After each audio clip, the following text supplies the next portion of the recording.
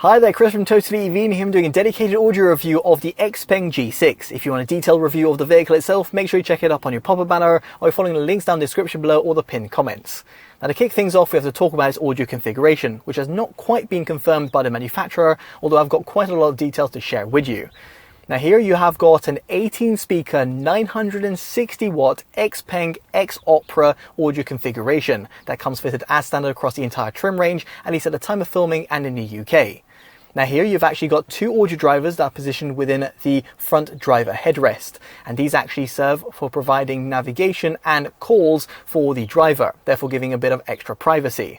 And as a result of that, you've got 16 audio drivers that are dotted around the cabin. Now to be more specific, here you have got two 2-inch tweeters with a titanium membrane design that I found within the dashboard. Then you've got one within each of the rear door panels.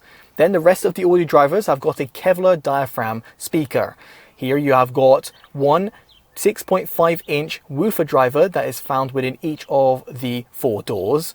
Then you have got a 3.5-inch mid-range that's found within the center and also within each of the front doors. And then you have got 4 2.25-inch mid-range drivers, 2 of which are found at the front and 2 of which are found within the rear headliners.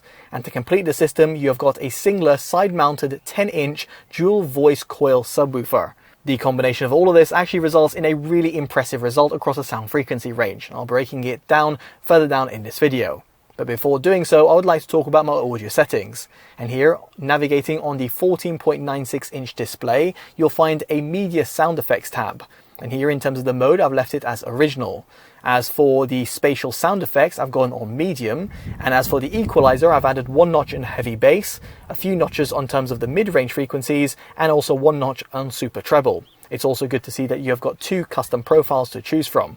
You can also choose the driver speaker, in other words, having in terms of the share mode, the driving mode, also the private mode. Again, over here, it's actually quite nice to see those headrest speakers coming into fruition. On that note, another impressive trait is connectivity. And while you have got Bluetooth with the SBC and AAC codecs supported only, you have also got Android Auto and Apple CarPlay, which are supported over a wireless and wired connection, the latter being the better out of the two, as they give you the utmost audio fidelity. Speaking of which, you've also got certain streaming apps, for example Spotify and also Amazon Music, which are supported on the infotainment system. And better still, you've also got USB media playback, therefore being appreciated for audiophiles who want to play back certain music tracks directly via a flash drive. Moving on, we get on to cabin noise, and here the objective measurements will be on your screen. For those people who are subscribed, you'll be aware that these figures are actually really low. And indeed, subjectively, I can say this is one of the quietest cabins I've ever sat in. And that includes sitting in £200,000 Bentleys to much cheaper alternatives. Indeed, the vehicle is actually really serene and quiet. And this is actually with the 20-inch alloys that are fitted as standard on this vehicle, which makes it even more impressive. Indeed, the vehicle feels pretty well insulated both at lower and higher speeds, and therefore means you'll barely hear any sort of tyre noise creeping in within the cabin. Now with all that said and done, let's get on to an audio demo. I'll be placing the microphone and camera in 4 separate locations and playing back a track. It's from Priya J and it's titled Like Me.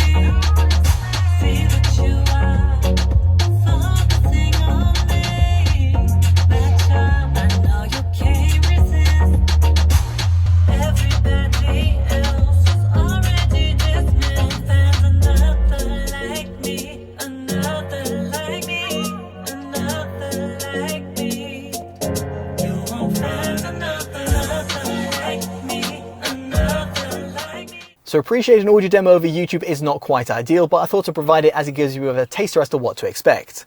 In terms of my own subjective opinion, as someone who's reviewed over 130 in-car audio systems and over 800 audio-related devices, I was actually left really impressed across the sound frequency range. Now let me break it down for you. First off, in terms of the sub-bass tones, they actually extend pretty low. Not as low as some of the top-tier audio systems out there on the market, but still very impressive. The side-mounted 10-inch woofer that's positioned within the boot delivers that low-end rumble that you'll come to love when it comes to listening to some bass line tracks. Furthermore, here it's good to see that you have got that subwoofer EQ, which you can customize. Now, in terms of the overall mid-bass impact, the 6.5-inch woofers that are positioned within each of the 4 doors do a really good job of providing you good sort of control and precision, all while not sounding too overpowering. Although you can EQ this if you so wish via the infotainment system, but I found that leaving it in terms of the default configuration or even -1 resulted to the best sort of audio reproduction. Now I say this because the overall mid-range is slightly pushed back, and really slightly because in comparison to only the top tier audio systems out there, for example with the Tesla Model Y reigning supreme in terms of the mids, or for example the Bowers & Wilkins system that's found within the BMW i7, this audio system over here can't quite compete. Still, in the grand scheme of things, it is actually really impressive, and I actually found myself enjoying both male and female vocals. Therefore, both the lower and upper mids do extend pretty well, and therefore give you a good sort of reproduction. The mid-range drivers that are dotted around the cabin do that extra work, and therefore make it stand out over some of its rivals. Now as for the highs, they extend relatively well both at the front and rear of the cabin, and therefore give you that sort of toe tapping feeling. Adding one notch in terms of the super treble EQ gives you a little bit of extra zing, without sounding too harsh or sibilant either, so therefore very much appreciated for giving you that extra sort of liveliness in tracks. Now what really stood out more than anything for me was its overall soundstage reproduction. See here it actually did perform very well both in terms of the instrument separation and the overall width and depth that the audio system was able to portray. Now this was actually further emphasized by the fact of going on the medium sound effect preset. Now audiophiles will be able to notice a little bit of a difference between the off mode, the low, medium and high, whereby the off mode gives you a bit more of that stereo reproduction. Although I felt that the audio was a little bit unidirectional, whereby it felt that it was coming mainly from the front. However, with the low and the medium preset, namely the latter, it felt it gave me a bit more of an enveloping sound, while the high mode preset gave me a bit more of that fishbowl effect, which was not that appreciated, therefore giving me somewhat veiled mids. What I'm trying to say over here is that the overall soundstage is actually pretty impressive, and the inclusion of those headliner speakers both at the front and rear really do come into effect, and therefore give you a little bit more of an engaging audio reproduction. Ultimately, what I'm trying to say over here is that the audio system that's comprised as standard in the Xpeng G6 is really impressive across the sound frequency range, and as a result easily gets our Audio Excellence Award. In fact, I'd go a step further and say it's among one of the best audio systems that I've reviewed to date, competing with some of the very best out there, from the premium known brands to ones that actually included as standard, for example with the likes of Tesla. Now I'd be curious to know what you make of the audio system down in the comment section below, and how you feel it compares to some of its competitors. Now, if you've enjoyed this detailed independent review, definitely do consider dropping a like, subscribing and hitting that bell notification, all of which would be greatly appreciated. As such, I've been Chris from TotallyEV, and I'll hopefully see you in the next one. Take care of yourselves, and goodbye.